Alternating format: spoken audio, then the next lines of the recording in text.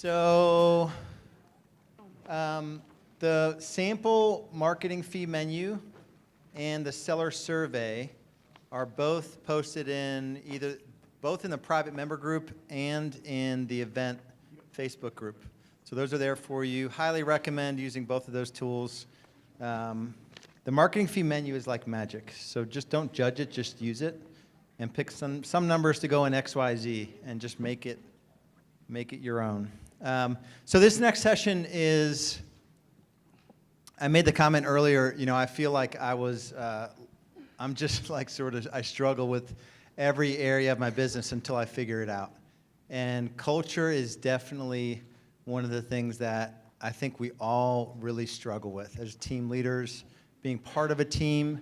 We do our best, and sometimes it's just we're not on the same page when it comes to culture. So this was probably 5 or 6 years ago. This was the dream and the vision. I literally copied these words from somebody else. Every word on here. And so you know how like your dream and your vision is supposed to be your own, and I literally copied these. So this was my idea of culture, was to copy something that sounded really good, right? Who wouldn't want this dream? Our dream is to revolutionize the real estate industry. Average agent productivity over 50 sites, serving 1,000 families annually with a world-class real estate consumer experience. Sounds good. Our vision is to motivate, lead, and inspire people to create a better life through real estate, to be trusted expert advisors, and to have a reputation of giving and service in the community. How many people have copied like other visions from other people? Raise them like high. Be proud of it, right? That is not culture.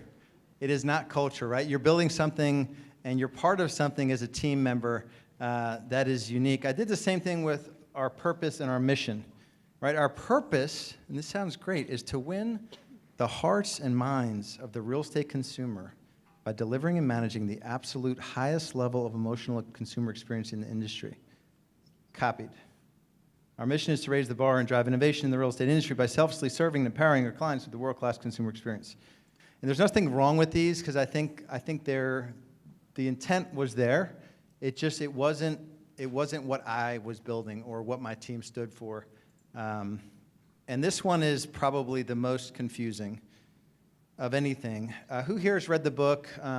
It's Andy Andrews. What's the book? Traveler's Gift. Right, so there's seven. It's a really good book. It's worth reading. So I read that book, and then I took the same place I got all that other words from. I took Andy Andrews' book with that other stuff, and I just put it together. And I'm like, this is going to be great. So attitude is everything. We go big. We begin in gratitude, or we go home. Have fun, enjoy the ride, be kid-like happy, live with passion. So I think I just put Andy Andrews either in front or behind the stuff that I copied from these other people. And the whole point of this is that this is not culture. And so now, like, if you go in the toolbox, our level 1 tool is how do you really figure out the culture of it's more, it's already there, and how do you figure out how you want to make it part of everything you do? And so I met Josh. This was back in, I don't even know how long ago we met. It was a lot of years ago when you were still at Viral, I think. And he's right back there. I'm looking at him. And here's a guy that I am sure he's hired more salespeople than anyone in this room. I'm 100% positive of it. And what he's done with his business, and I'll let him tell his story, is amazing in terms of just the level, the age of the people he's hiring, and just giving them an opportunity to join something that has a big vision and a big culture. So give it up for Josh Cunningham.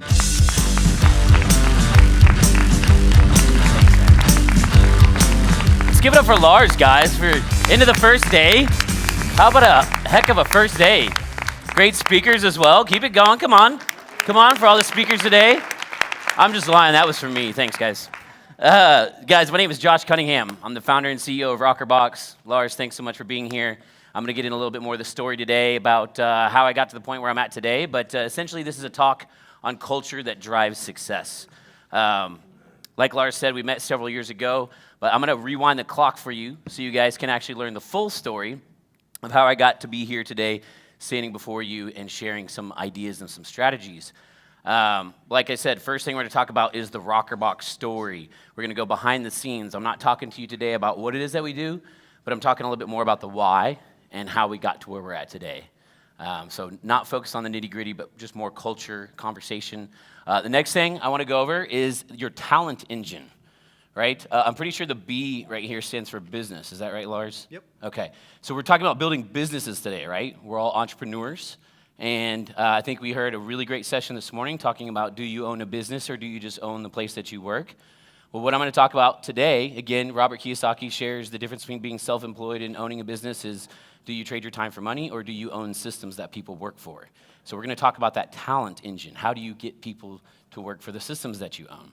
The next thing I'm going to talk about very briefly is going to be some team building secrets. So like Lars said, I've probably hired more salespeople than maybe all of you combined. I've definitely failed more than all of you combined in hiring ISAs and hiring lead incubators. And so I'm going to share some of those secrets with you today. I always say that smart people learn from their mistakes, but smarter people learn from other people's mistakes. So that's what I'm here for today, is here to serve you and hopefully give you some insight into some of the costly mistakes that we made and how you guys can avoid them as well.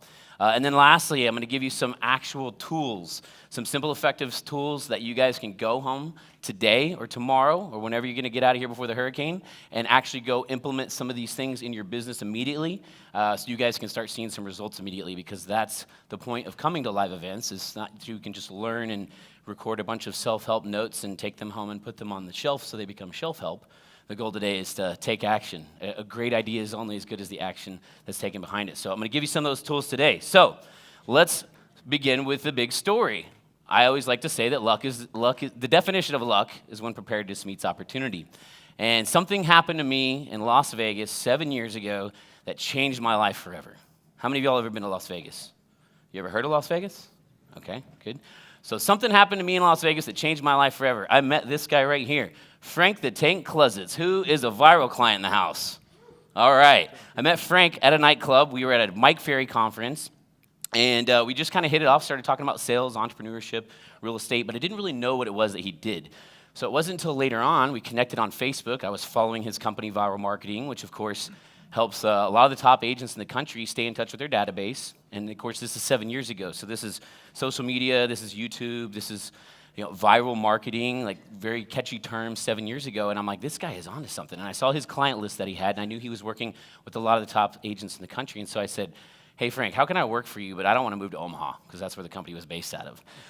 And so, like I said, any great entrepreneur, definition of luck is when preparedness meets opportunity. I was confronted with that opportunity. I took a leap of faith, and I joined Viral Marketing. And over the next 2 or 3 years, I got to experience one of the most expensive and unique educations in the real estate world. And that's because Frank and I, in order to grow Viral Marketing, would buy our way into some of the most prestigious rooms in the real estate space, rooms just like this one here today. We would surround ourselves with all the top agents. We would buy ourselves into all the top masterminds so we could figure out what all the top agents were doing to be successful and then share that with our clients. Now, one of the results of learning what all the successes that people share is you get to also learn what some of the challenges or frustrations that they get to share. So in 2011, actually right here in Charleston, South Carolina, no hurricane, believe it or not, just regular Charleston, South Carolina, I attended the very first Boomtown Unite. I don't even think they called it Unite at that time. It was really just a mastermind. You were there, Lars. That's where we met. Dan is, Todd. Where's Dan Hamilton? I saw Dan Hamilton as well. There you are. So a lot of top agents in that room. And if y'all remember, it was over here at the DoubleTree downtown. There was about 50 agents in that room. And everybody went around the room and they said, okay, stand up and let us know what you're doing great, but let us know what your number one frustration is. And here's 50 of the top agents in the country. And probably about 80% of the people in the room all said something along the lines of, well, I'm buying all these leads and my agents aren't following up with them. And so Frank and I kind of turned to each other and we said, if this viral marketing thing doesn't work out, we could always start an ISA company. So the idea was planted. Right? We saw there was an opportunity. And so fast forward 2 years later, I was actually working with one of my clients through Viral Marketing. Her name was Spring Benson out of Salt Lake City. And she was buying internet leads, and her agents weren't following up with them, and she was about ready to give up on it.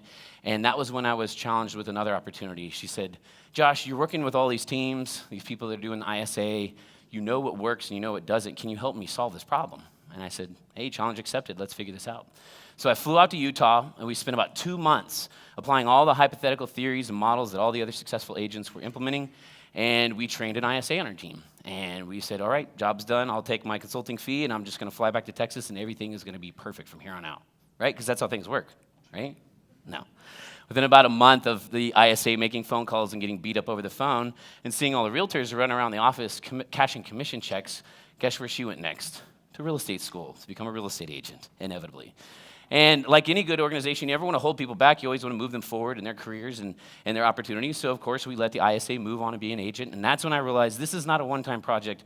This is going to be a full-time business. And I said, Spring, I'm going to go back to College Station, and I'm going to start ROKRbox. And so I'm sure some of you are probably thinking, what in the heck is a ROKRbox? Well, that's a ROKRbox right there. It's an old gold mining tool used in the 19th century to separate sand and gravel. You get a bunch of dirt, you put it through this machine, or not really a machine, but a box, and you shake it back and forth, and you get those tiny little flakes of gold at the end.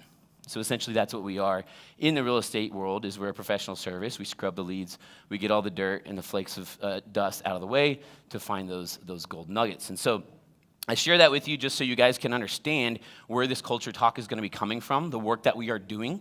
So over the last 5 years, we've worked over 1 million internet leads, and I have hired and trained over 250 ISAs, and most importantly, we have an absolutely amazing company culture that is essentially our core reason for our success today. So that's where all the lessons are going to come from, just so you guys can kind of understand the perspective. So let's go ahead and jump into some of these life lessons. So we're going to need to rewind the clock back to 2013. Sorry, before I get ahead of myself here, we talked about the talent engine. So here's where our culture tools are going to come into play. So as I talk through the evolution of our company, we're going to highlight these 5 areas in your talent engine. Attracting, hiring, training, retaining, and advancing. Okay, so these are the 5 most essential steps within your talent engine. So write them down, and I challenge you when you go home to start figuring out, what are you doing to attract talent? What are you doing to hire talent? What systems do you have in place for your training process? What systems do you have in place for keeping employees around and rewarding their successes? And most importantly, do you have any policies, procedures, programs to advance your talent within your organization or elsewhere? So these are going to be the 5 pieces of the talent engine that we're going to review here today. So let's rewind the clock back to 2013. Again, I told Spring, hey, I'm going to go start ROKRbox. So I go back to Texas. Luckily, one of my good personal friends is a local realtor in College Station, and I was having lunch with her one day, and I said, you know where I can find some office space? I need to make some phone calls for realtors. She said, you know what? I've got an extra desk in my office. You can just pop on in there and just make calls all day long if you want to. So that's the ROKRbox World Headquarters in 2013. There's all the employees, me, myself, and I. I figured if I'm going to build an organization, I need to figure out how to do this first on my own, right? I do, we do, and then you do. And so for about 1.5 years, I rolled up my sleeves. I had a handful of beta clients. I was working a couple different CRMs. I basically said yes to any project that I could get my hands on that was ISA related. If you had a lead, I would call it. Because what I was trying to figure out, what was the most effective call that you could make, what was the best investment of my time and energy to yield the best result for my clients. So 2013, me, myself, and I operation, roll up my sleeves, pretty much went underground. It's because I didn't know what I was doing, and I didn't want to prove to anybody that I didn't know what I was doing. So I just went and figured it out. So, like I said, our headquarters is in College Station, Texas. I'm an Aggie myself. Despite all the Aggie jokes, it is actually a very prestigious university. And so we get normally the top 10% of each high school graduating class. Their extracurricular everything have always been the best at everything they've ever done in their world. But essentially, we are parked right across the street from campus. There's 55,000 students there. And so this is where we decided to set up shop because this was going to be our talent pool. And so rewind the clock, about 1.5 years, like I said, beta testing, trying to figure out, fail forward, what works, what doesn't. In January 2015, we proudly moved into our own office. So there's the ROKRbox World Headquarters. Ooh. With the handmade desks built by yours truly. And I have 0 carpentry skills, by the way. If you want the blueprints for those desks, I've got them on my computer. You can build one for about $32.17. So there's the World Headquarters. We've got a handful of clients. I've been making the calls for 1.5 years now, but now the challenge is, Josh, you sound great on the phone, but can you get other people to do this? And so I'm having to start hiring some employees. And so I know I have paying customers that have a problem. They have a problem, and I'm here to solve it, right? That's the simple formula that most entrepreneurs follow. You have a problem, I'm going to solve it. That's about as deep as it goes. So I'm like, okay, well, people have a problem. We need to solve it, so we need to hire some people. So I put out a job ad on Texas A&M's career website, and it's something probably pretty ambiguous, like part-time real estate assistant. or something that doesn't really sound like you're going to get beat up on the phone all day long, right? So we lure in these candidates, and we do the interview. We dist profile them, we phone interviewed them, we in-person interviewed them, and we said, you're going to be great at this. Day one starts tomorrow. So I remember one young gentleman came in for his first training day, and McKinley was his trainer. So he shows up on the first day of training, like he had no idea what it was that we actually did, or what problem we solved, or what his actual job was going to look like. So he shows up, and McKinley jumps in, okay, this is what we do, and these are the calls that we make, and this is a dialer. It calls 3 people at the same time, and this is the CRM, and you have to have both windows open at the same time. All this stuff is going on. Oh, and this guy just told me to screw off, and this guy told me no, but that's great. It's part of the job. We just move forward, you know. And I'm sure this guy's probably thinking, what in the heck did I get myself into? So about 45 minutes in the shift, he's like, where's the restroom at? Can I go to the restroom? So he heads down the hall, heads to go take a quick restroom break. McKinley sits there patiently. 5 minutes go by. 10 minutes go by. 15 minutes go by. She finally has to go find another male employee and say, hey, the guy I was training said he went to the bathroom, but that was like 15, 20 minutes ago. Can you go to the bathroom and see if he's still there, I guess? And sure enough, her suspicions were confirmed. The guy went to the bathroom. He was gone. Clocked in, never clocked out. 45 minutes of labor I owe somebody on planet Earth for coming and training with us for 45 minutes. So the problem was we were hiring the wrong people, right? We brought in people. We were sort of tricking them into doing this work that nobody else wants to do. That's how the company started. I figured, shoot, why not just keep it moving, you know? I got tricked into doing this work. I'll just trick some other people into doing the work as well. What was our real challenges, though, is our candidates did not have clear expectations for what was actually going to be required of them to do this work. And so we thought, well, this is a giant disaster. What can we do to improve this? So here is your culture tool. What we did, and again, WiseHire did a great job of explaining all the steps of hiring, bringing in the right candidates, getting the right person for the right role. But what we did that was very important was we invited them to an observation. And so at the end of the interview, where we thought a candidate might be a great fit, we would basically say to them, hey, we feel like based upon your, phone interview and your interview today, we feel like you'd be a great candidate for what it is that we do here. However, the next step in our interview process is to invite you back for an observation. And what we're going to do is we're going to pair you up with one of our most senior reps on the floor, and you're going to be with them for an entire hour while they're working.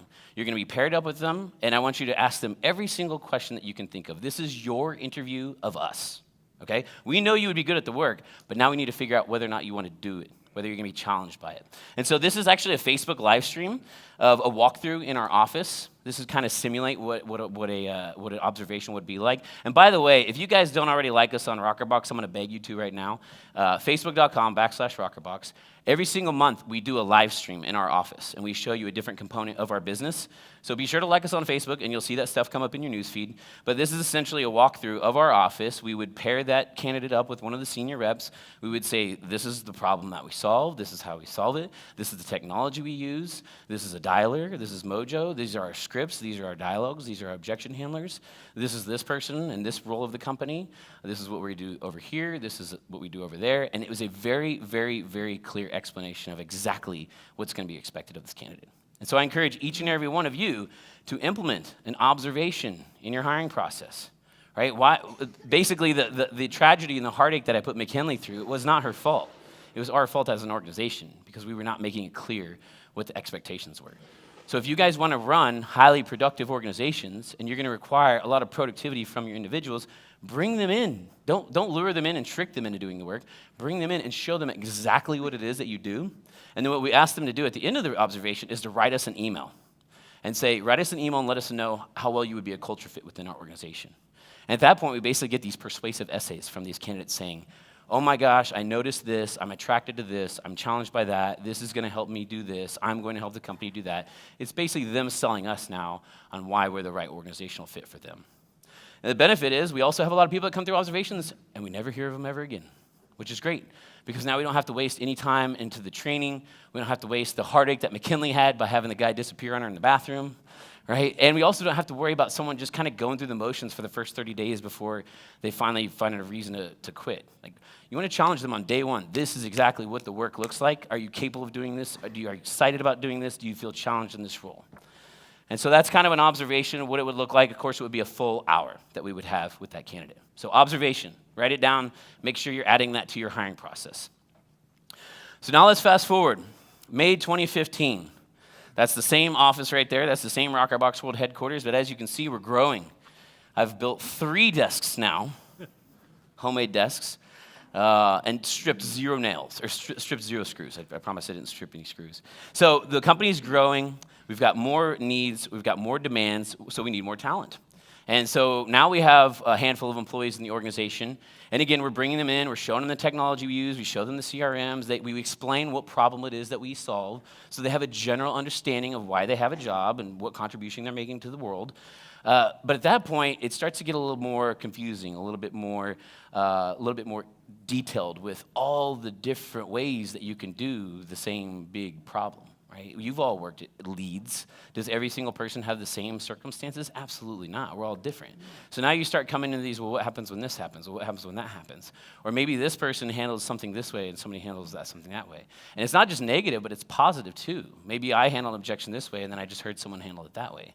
The issue that we had within our organization, it was a training issue. It was a training challenge. We have all these different people that are generally solving the problem, but there's no specific way to do it. We didn't have any formally documented processes, and we didn't have a formal opportunity to share all the best practices because, again, we're just trying to cover as many hours in the day as possible to cover the website. So if we're open 80 hours a week and all my employees work 20 hours, it's very unlikely that there's much overlap or much sharing of ideas. And so rather than basically say, okay, well, we're just going to figure out all the rules and have a meeting and tell everybody, here's a meeting, this is the way to do everything. I actually did quite the opposite. As I looked at the resources that I did have available to me, all the brain power that I did have to me, all the different experiences and the different perspectives that we did have within the organization, instead what we did was we created a mastermind. And this is something each and every one of you are capable of doing in your businesses tomorrow. It's a mastermind. It's very, very simple. You guys probably invest in your own masterminds and go put yourself in rooms where you want to talk about challenges and struggle and frustrations and learn from other people's experiences. So why can't you do that in your own organization? And so that's what we started back in the summer 2015. It was very simple. It was basically a, oh, did you get my video there? Oh, no video. Basically, back then it was a couple people around a pizza. 1 pizza box, 4 employees. We said, everybody come in, let's name one thing that you're doing really well and one thing that we can improve on. And over the course of years and years and years of masterminding every single month, in preparation for this presentation, I went through and looked at our mastermind notes, and pretty much every single policy, procedure, best practice, script, dialogue, text message, or flow chart within our organization that now exists came as a result of one of my hourly employees pointing out an opportunity a long, long, long time ago in one of our masterminds. And so the way we break it down is, again, we start the mastermind by giving everybody an opportunity to recognize each other by living by our core values. That's a really, really, really great way to, obviously, people like being recognized by their superiors, but peer recognition is even more important. So what we'll do is like a popcorn. So I'll say, hey, I want to recognize Lars for having fun while being the best because I saw him doing this the other day. And then Lars might say, well, I want to recognize Thomas for earning respect by demonstrating respect because he did this in the office the other day. So we start out by recognizing each other for living by the values, and then everybody goes around the room and has an opportunity to stand up and say, this is what we're doing well, and this is what I think we can improve on. And we take the good ideas and we celebrate our successes and we look at some of the things we've already created in the past that are now being acknowledged as strengths. And then we take all the negative lists and we go through and we start brainstorming and coming up with ideas. And we start creating policies and we start creating standards and best practices within our organization. So if you guys are struggling to create a training manual or training book or new agent ramp-up process, start with the mastermind.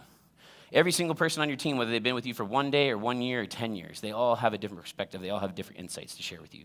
So start having a monthly mastermind. And we don't even pay our employees for this either.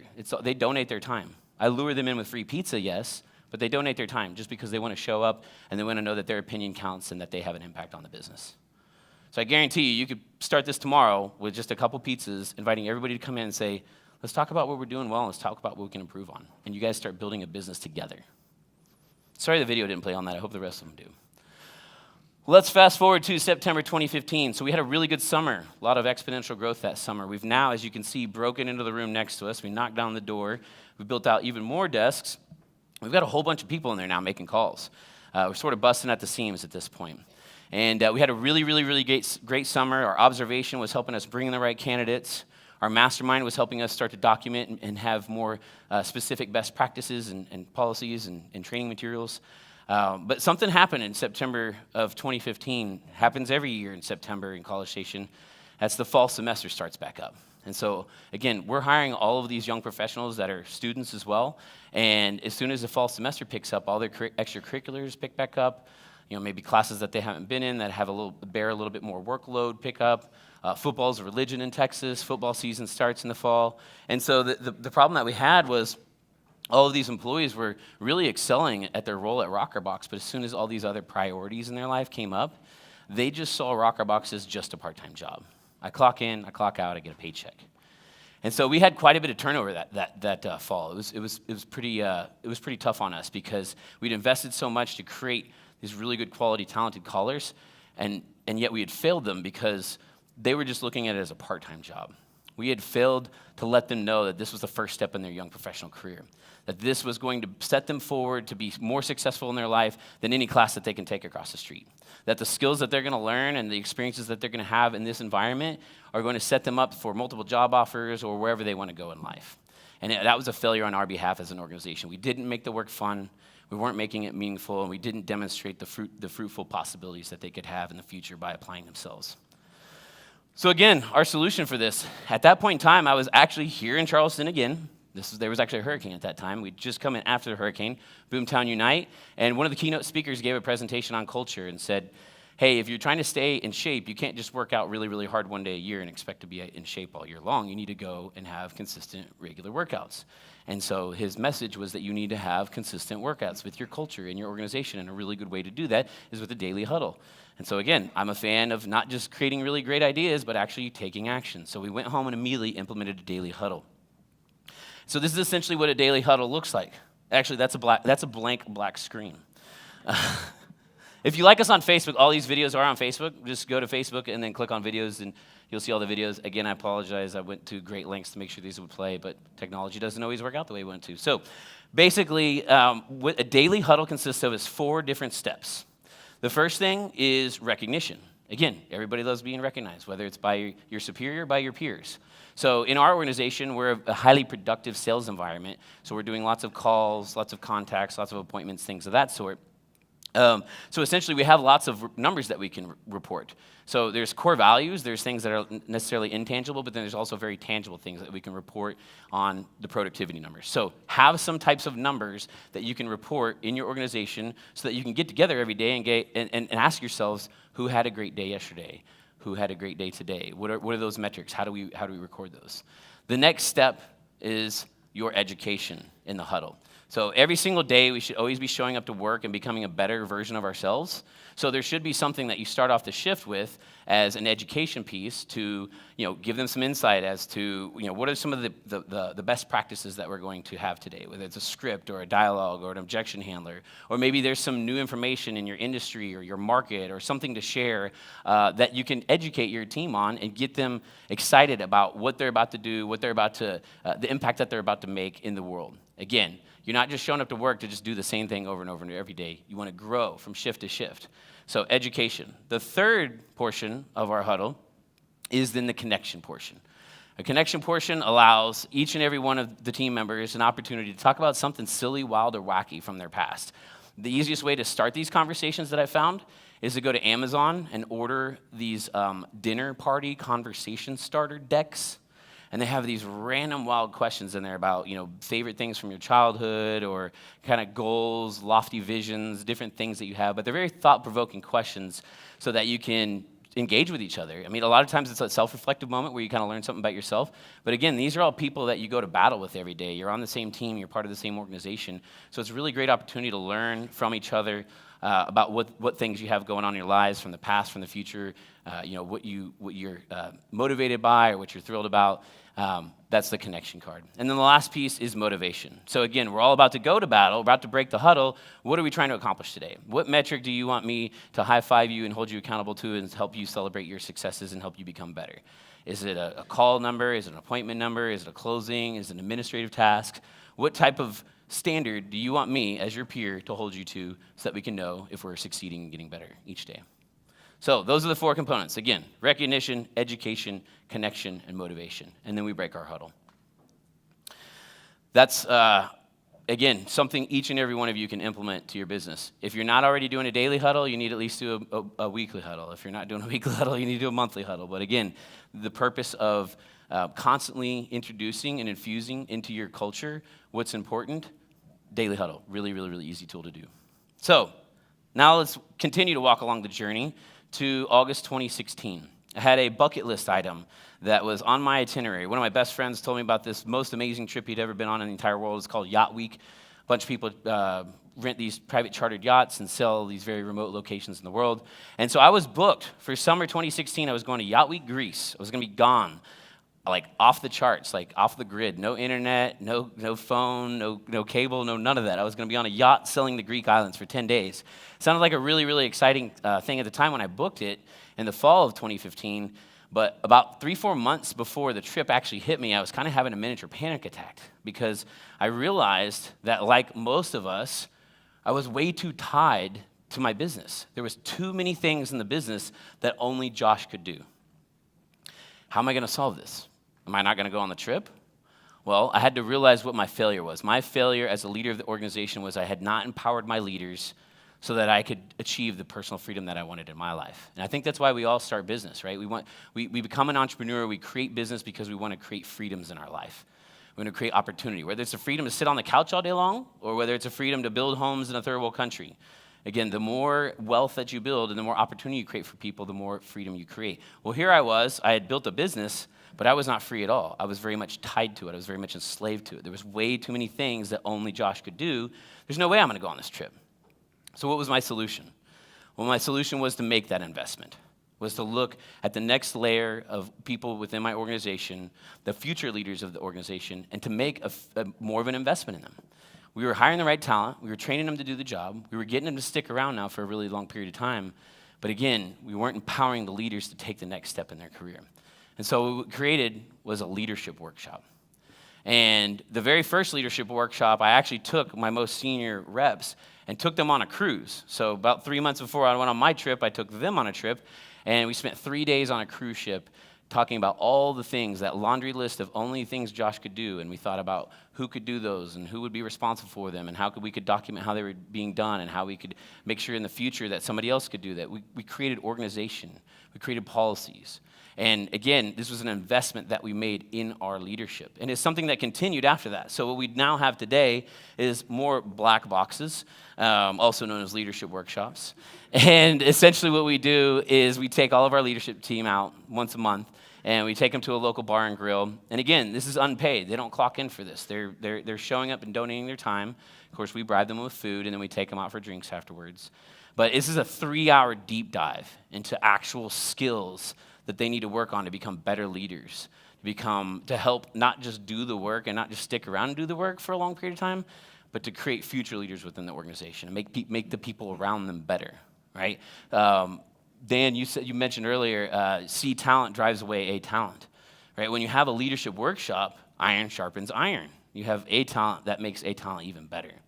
And so that's essentially the goal with the leadership workshop is to designate time once a month where we can actually separate ourselves from the business. It's away from the office, so we're away from all the daily distractions.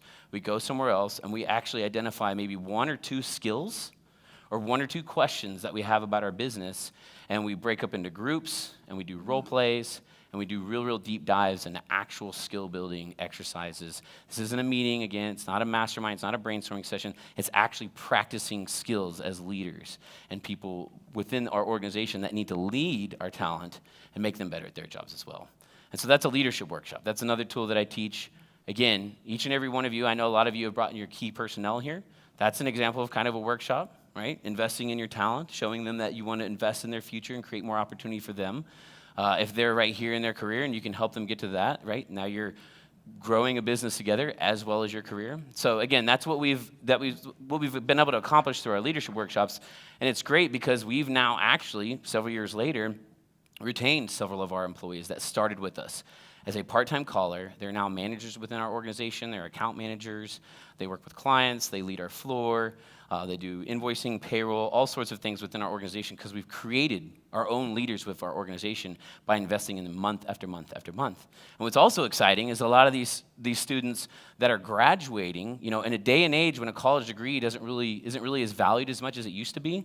I brag that every single one of our students for the last 3 years has graduated with multiple job opportunities.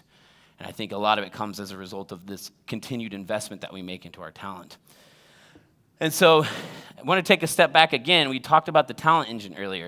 We talked about the challenges that we faced in a chronological order about hiring employees and training employees and retaining employees and advancing employees. And I shared with you some tools about implementing an observation, doing a mastermind to create your training materials, a daily huddle to retain talent and keep your culture consistent, and then obviously leadership workshops to help advance your talent.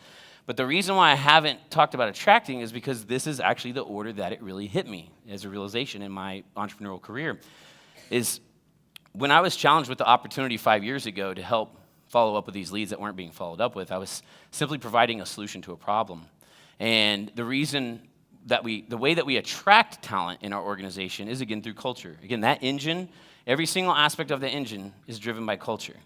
And so how do we actually attract people to our organization? Well, we attract people to our organization through our why. And so it was through the discovery of these leadership workshops. And it was through the discovery of realizing that we were building people's careers from the ground up. And it was through the realization that people were using our service to grow their real estate businesses, or agents on the teams of our service were becoming Rookie of the Year and coming out and selling 30, 40, 50 homes their first year in production. And that's when I started to realize, I started to really feel that warm, tingly sensation inside, that this was what I was passionate about. This was my mission. This was my purpose. This was my calling. When I first was challenged by this opportunity, I said, someone has a problem. I'm an entrepreneur. I'll solve it. Right? That's what every good entrepreneur does, is find a solution to a problem. But the attraction issues that I was having in my business, the attracting challenges, was simply that my why was not deep enough. I was just simply providing a solution to a problem. And so that's why I didn't have a cultural driver to attract talent to our organization, is because my why was way too shallow. I was just trying to solve a problem for a bunch of people that would hire me to solve the problem. And so it was through finding and discovering my own why, which was moving people forward in the sales pipeline, moving real estate teams forward to achieve their goals, moving agents on real estate teams to close more deals than they ever thought before. But for me, the most impact that I could see and witness each and every single day was that org chart. It was the people that actually showed up to work with every single day, and you could clearly visualize where they were at and where they were going and how they got there. And it was the discovery of my own why that I realized that this is what my mission, this is what my purpose is. This is the contribution that I'm excited about making every single day. And I know Lars has challenged each and every one of you to discover what your why is. And I know that we have lots of best practices, and there's lots of workbooks for you to do all this self-discovery and figure out what your why is. And I really have no formulaic way to do it other than, again, just to sit here and experience share and tell you that as I bumped and failed forward and moved along this timeline in this career in my company, and I've learned some of these culture tools, it really wasn't until the very end that I realized, holy cow, we've built this culture thing, and now we have it. And it's this thing that people want to show up to every day, and they see as an opportunity to advance their career, and they see as an opportunity to grow themselves, and they see it as an opportunity to help build each other. And they know every single day, because their successes are rewarded, and they're reinforced about what positive impact they're making on the world. And this is now a thing. It's a culture. And people can show up to that culture, and they see it, and they say, okay, yeah, I don't like that. Or no, I want that. I'm magnetically drawn to that. That is me. I need to be a part of that. And that's the most important aspect of your culture that really drives talent, that you can magnetically attract the right people to your organization. And that's when it becomes easy, guys. That's when you wake up every single day and you've created an environment where you're attracting like-minded individuals to this place you call an office, and you never work another day in your life. And that's exactly how I feel. This black box right here represents our annual Christmas gathering that we launch. And if you can close your eyes right now. Envision the most wonderful, spectacular gala. No, anyway, this was a little highlight reel that we did from our winter gathering last year. Again, we're a big culture organization. We do an annual tailgate. We do an annual pool party. But, 3 years ago, when we finally started getting legs as an organization and started developing that culture, we went to a local restaurant and had a dinner for a Christmas party. And it's grown. And last year, our organization, we had about 75 part-time callers at the time of our Christmas party. So we basically threw a wedding reception for our team. And so we did an awards banquet, we had a catered dinner, dance, the whole 9 yards. And so essentially what we wanted to do is, again, we're showing these individuals that they're making a positive impact on the world. They're not just showing up and clocking in and clocking out, but they're part of a family. And that's another word that we use. I would write that down. Don't refer to your teammates as teammates, employees, people, right? It's our family. And that's how we truly believe it. And words do have meaning, because I can tell you this. I started saying the word family a long time ago when it was a me, myself, and I operation. And I've continued saying it, and now I hear other people within my organization say it. And that's how I know it truly is a family. And so, again, wish you could see the video here. You can see it on our Facebook page, facebook.com, rokrbox. But anyway, we like to do a lot of fun things and reinvest in our talent. And again, once you feel like you've discovered your why, you've discovered your purpose, then I've always said, if you love what you are doing, then you'll never work another day in your life. And so, again, I don't know how to teach you to find your why. There's lots of different ways to do it. I can just share from my experiences that it was about a year ago that I got to that point in my career where I realized all the different things that we were doing to build this culture within our organization, and it was now magnetically attracting the people that I wanted to be around. And I get to show up every single day and be around those people. So the last thing I'm going to cover here before I open up for some questions is some of the observation reviews. So remember the first tool I said was an observation? We invite people in the office. We say, hey, come take a look at this and let us know how everything looks, and then write back to us an email and let us know how you feel. So these are some of the reactions that we've gotten from our observations. And to me, this is the greatest compliment you can ever get about your company culture, is to invite a complete stranger into your organization and say, hey, what do you think? And if they come back and they start telling you some of the things that you know that you've made an effort to try to implement, or you've created policies or procedures or standards to make this an impact, and then a complete stranger comes in and says, oh yeah, I noticed this, then you know you're doing a great job. And so see, these are some of the things I've reviewed, gone back some of the observation reviews from the last couple of years, and some of these things that stood out to me that really give me warm tinglies inside. But people come to our organization, they tell us, y'all are family rather than just coworkers. This is a great experience that can better me for my future. This company is different. Makes me excited to be able to learn. Supportive and uplifting. A lot of positive reinforcement. Successes are rewarded. High energy and competitive attitude. Has fun with each other while also focusing on the task at hand. And I love this one. I feel that I would start to become addicted to meeting my goals at work. That's culture, ladies and gentlemen. That's what culture, when you implement specific tools to reinforce each and every day who we are, what we do, why we're doing it, and what impact that we make on the world, you'll develop something called culture. It's being developed in your organizations right now.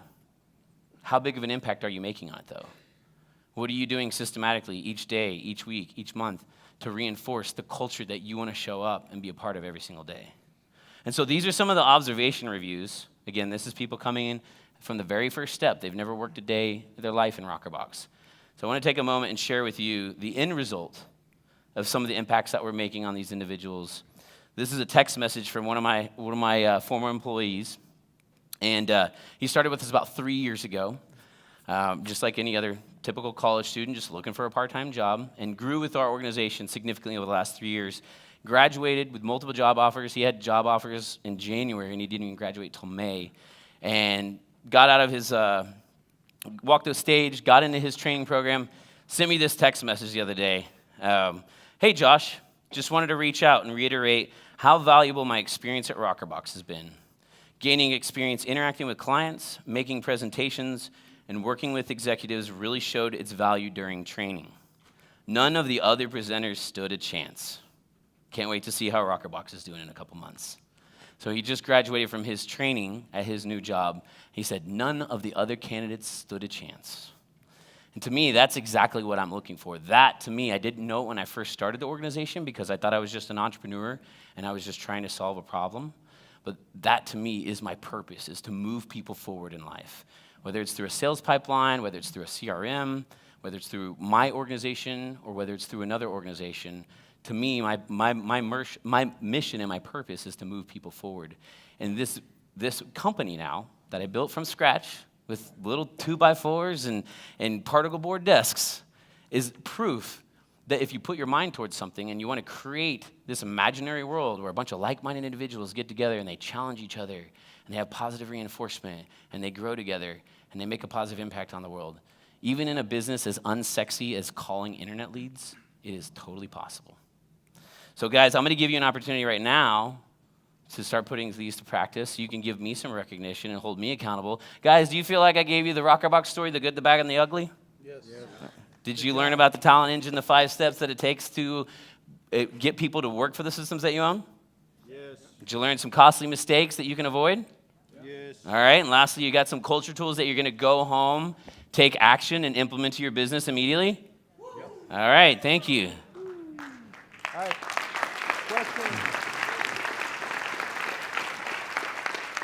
Questions. Let's not let this guy leave the stage. Let's get some ugly stuff at him. What was the negative comments that people sent you? Like, y'all crazy. Oh no, they just don't even. They Okay. disappear. They disappear from the planet. Thanks for that talk. Just quick question. In your daily huddles, how many people usually attend? How long do they take? It looks like you go over a good bit of stuff with the 4 steps. Give me an idea of what that looks like. Great question. Years ago, it was maybe just a handful of people. Nowadays, we have up to 15 to 18 people working a shift, so it gets pretty big. They used to only be 10 minutes. Now we actually allocate 15 minutes for them just because there are so many people. But essentially, the content has always stayed the same. We've just been challenged by the number of individuals. And then one other thing that we've done to cut down on the time is during the education item, we used to go around and do the role play and objection handlers in front of everybody. But now since the group's so big, we break everybody up and they just do that on their own. So it is something that we're always consciously aware of, is how long that's lasting. Great question. Todd. Hey, Josh, I just want to give you absolute kudos for just the way you've evolved with your business. Thank you. And also how you tailor your presentation. Thank you. Because I was at the Team Building Summit not too long ago, and it was on the same topic, but it was a different presentation and how it fits to the audience. So it's good to see you constantly evolving, and I enjoy absorbing wisdom from you, so thank you. Thank you, Todd. And if you come to the next presentation, maybe the videos will play next. Hey, Josh, real quick, just those 3 things you did in the huddle. What were they one more time? Oh, huddle is recognition, education, the connection, don't forget that, it's the fun part, and then the motivation. By the way, those boxes are cool. I was kind of hoping to do my whole presentation with the box up here. Who else? One more. 1 or 2 more. Come on. All right, all the way over there. I'm not going to throw that far.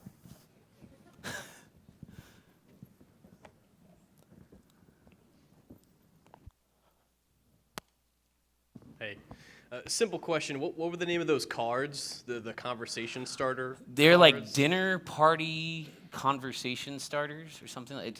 Keyword that in Amazon, you'll find it. There's a whole deck of them. They have like favorites, and there's like 6 or 7 different decks. Some of them are better than others, but we kind of buy them once a year, and then as we use the card, we just throw it away. And then some of the cards are better than others, but dinner party conversation starter. I think that's something along those lines.